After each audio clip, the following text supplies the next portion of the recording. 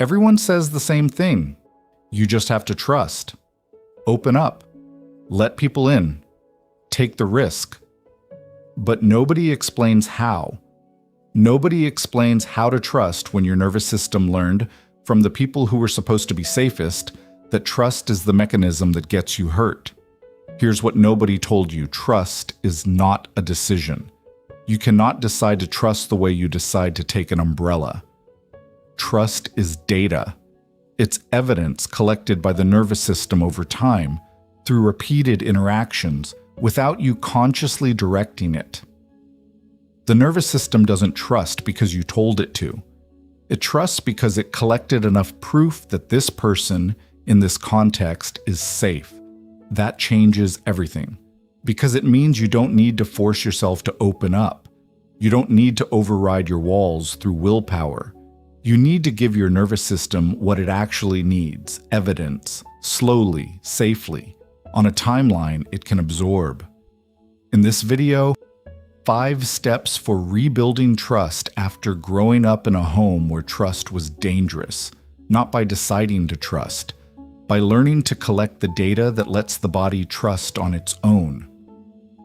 Step 1. Trust is not a feeling you generate. It's not a choice you make on a Tuesday morning. It's a calculation your nervous system performs based on accumulated evidence. Every interaction with another person is a data point. The nervous system logs it. Did this person do what they said? Did their tone match their words? Did they respect the boundary? Did they show up when they said they would? Each data point gets filed, and over hundreds of data points, the nervous system produces a verdict, safe or not yet safe. For someone who grew up in an unsafe home, the calculation is skewed. The nervous system collected years of data that said people who are supposed to be safe are not safe. The people who promise safety deliver the opposite. And no amount of deciding to trust can override that database. You cannot overwrite 1,000 data points with a single decision. You can only add new data points that gradually shift the calculation. This is the first and most important reframe. You are not broken for not trusting.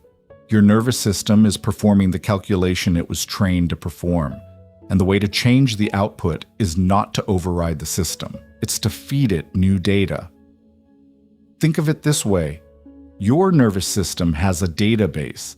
The database was populated during childhood with entries like trusted parent to betrayed, showed vulnerability to punished, felt safe to safety revoked. Those entries don't delete when you leave home. They persist. And every new relationship is filtered through them. The new person is evaluated against the old data, and the old data says, don't trust. Not because this person is untrustworthy, because the database hasn't been updated with enough counter evidence yet. Your job is not to delete the old entries. It's to add enough new ones that the calculation shifts. Step 2. Words are cheap. Behavior is data. And the nervous system, whether you know it or not, is already watching behavior. The step is to do it consciously. Instead of asking, do I trust this person? Ask, what has this person consistently done? Did they follow through on small commitments? Did they respond to my boundary with respect or resentment? When I shared something vulnerable, did they hold it carefully, or did it show up later in an argument? These are not tests you administer. These are observations you collect. The difference between testing and observing is crucial. Testing is creating a situation to see if someone passes. Observing is watching what someone does in situations that arise naturally. Testing is controlling. Observing is collecting. And the nervous system updates on collected observations far more reliably than on past tests, because tests are artificial, behavior is real. Start with small observations, not, are they trustworthy? That's too big. Start with, did they do what they said they would do today? That's one data point. Tomorrow, another. The data accumulates, and the nervous system, without being told, begins to adjust. And here's something important. You're already doing this. You're already watching. The hypervigilance you developed in childhood, the scanning, the reading, the monitoring, is observation. It's just observation calibrated to detect danger. The shift is not to stop observing. It's to expand what you're observing for. Not just, is this person dangerous, but also, is this person consistent? Do their actions match their words? Do they repair when they make a mistake? The hypervigilance can be redirected. The same scanning that kept you safe in childhood can keep you informed in adulthood. You don't need to turn it off. You need to expand its job description. Step 3. Vulnerability is the currency of trust. But for someone from an unsafe home, vulnerability is also the thing that got them hurt. So the practice is not be vulnerable. The practice is be vulnerable in doses your nervous system can absorb. Share something small, not the deepest wound, not the childhood story. Something small but real. An opinion you usually hide. A preference you usually suppress. A moment of honesty that costs almost nothing to share but gives you one data point. What did they do with it? If they received it well, if they didn't minimize, weaponize, or redirect, that's one data point.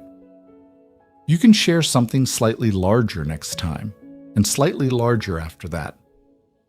Each successful exchange builds the case. This person handles my vulnerability safely, not because you decided to trust them, because the evidence supports it. And if they don't receive it well, the small vulnerability is met with dismissal or judgment. That is also data. Valuable data, because it tells you this person is not safe for the next level, not a failure of trust. A successful observation. The system is working correctly. And this is the part most people miss. A bad response to your vulnerability is not a failure of the trust-building process. It's the process working exactly as designed. The system tested a small dose, received concerning data, and adjusted accordingly. That's not distrust. That's intelligence. The goal is not to trust everyone. The goal is to trust accurately. And accurate trust requires both positive and negative data points. Step 4. The hardest step. Your nervous system flags everything as dangerous. Not because everything is dangerous, because the system was calibrated in an environment where everything was. The work is learning to ask, is this flag from now or from then? When your partner raises their voice slightly and your system goes to full alert, is the alert about this person in this moment? Or is it about that person in that household? When a friend cancels plans and your system reads abandonment, is this person abandoning you? Or is the system replaying the original data? This distinction does not come easily. The body cannot always tell the difference in real time. But with practice, and often with therapeutic support, you can develop a pause between the flag and the response. Not to dismiss the flag, to examine it, to ask, is this danger current or archived? And if it's archived, if it belongs to then, not now, to acknowledge it and choose a response that matches the present, not the past. You will get this wrong sometimes. The flag will fire and you'll react as if the old danger is current. That's not failure. That's the system doing what it was trained to do. The practice is catching it sooner each time, not eliminating the flag, shortening the lag between the flag and the recognition. This is old. This is archived. I'm not there anymore. Step 5.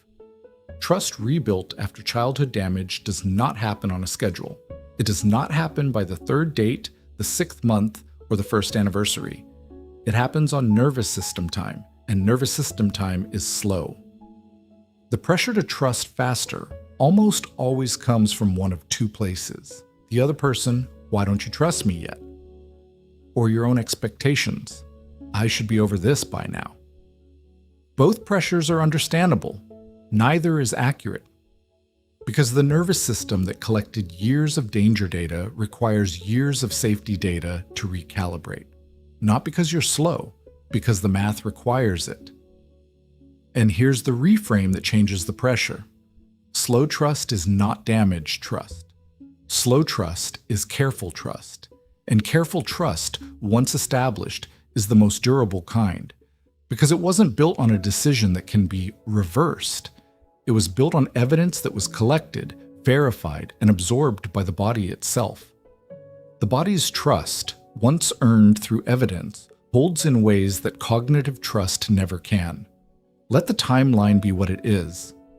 The people who are worth trusting will understand the pace, and the pace, however slow it feels, is exactly right for the system that's doing the rebuilding.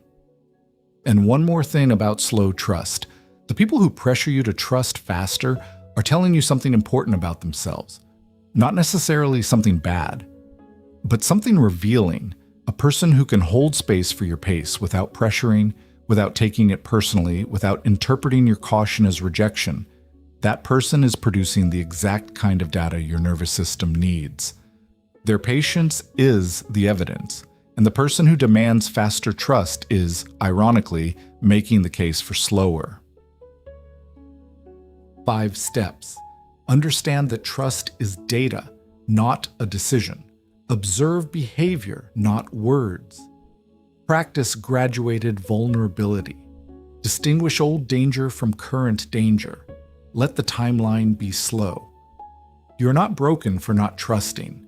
You're running a nervous system that was trained in an environment where trust was genuinely dangerous. And the system's caution is not a flaw. It's a feature that kept you alive.